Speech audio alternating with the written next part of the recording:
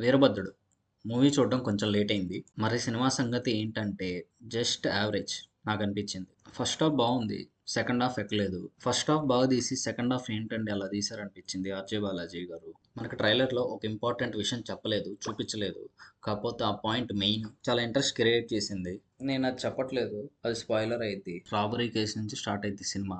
అప్పుడు బీకే బాలకృష్ణ దిగుతాడు. వీరభద్రుడు మరి ఎప్పుడు అంటే చూడాల్సిందే. ఆర్జే బాలాజీ ఫస్ట్ హాఫ్ లో తీసుకున్న పాయింట్ బాగుంది. కోర్ట్ ని కంట్రోల్ చేయడం, రియల్ సొసైటీ ఎలా ఉందో చూపించడం, సూర్య ఇంట్రో గానీ ఛాలెంజ్ చేయడం గానీ, ఆ నెక్స్ట్ వచ్చే ప్రొసీడింగ్స్ కానీ ఎలా వెళ్ళాయి, ఇదంతా కూడా బాగుంది. ఫస్ట్ హాఫ్ చూసాక అంతా బాగుంది. ఇలాగే సెకండ్ హాఫ్ కూడా ఉన్న బొమ్మ అదుర్స్ అనుకున్నా.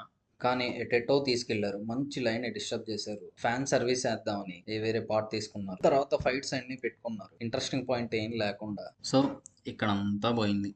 ఎంతసేపు ఏదో ఒకటి చెప్పి ఎలివేట్ చేయడం తప్ప ఇక్కడ అండర్స్టాండింగ్ ఏం లేదు. బికాస్ అక్కడ ఉంది ఎవరో తెలుసు, కానీ పాయింటే లేకుండా ఎలివేషన్స్ ఇచ్చేయడం ఏం బాగాలేదు. ఫస్ట్ హాఫ్ నార్మల్ మోడ్ లో బాగానే యాక్టివేట్ చేశారు. ఆ మోడ్ తీసుకున్నప్పుడు ఆపోజిట్ సైడ్ కూడా ఎంతో కొంత చూపించారు. లేకపోతే వన్ సైడ్ కి వెళ్ళిపోద్ది. మళ్ళీ సీక్వెల్ అని లాస్ట్ లో తెచ్చారు, పొలిటికల్ బ్యాక్గ్రౌండ్ అని. ఫోర్స్డ్ సీక్వెల్ లాగా. యాక్టింగ్ వైజ్ సూర్య గారు బాగా చేశారు. అసలు ఫస్ట్ హాఫ్ ఎప్పుడు వస్తారని చూస్తున్నా. 30 to 40 minutes దాకా ఆయన ఎంట్రన్స్ ఉండదు. సో కంగారు పడకండి, ఇది సూర్య మూవీనా కాదా అని. ఆర్జే బాలాజీ తనకి తను బాగానే క్రియేట్ చేసుకున్నాడు. క్లోజ్అప్ షార్ట్ డైలాగ్స్ ఇవన్నీ ఫ్యూచర్ లో మిగతా మూవీస్ లో విలన్ రోల్స్ కోసం అనుకుంటా మరి. అందులో అయితే సక్సెస్ అయ్యారు. మరి మ్యూజిక్ డైరెక్టర్ బీజిఎం బాగా ఇచ్చారు. సినిమాటోగ్రఫీ అయితే nice. Finally average for me. Time ఉంటే ట్రై చేయొచ్చు.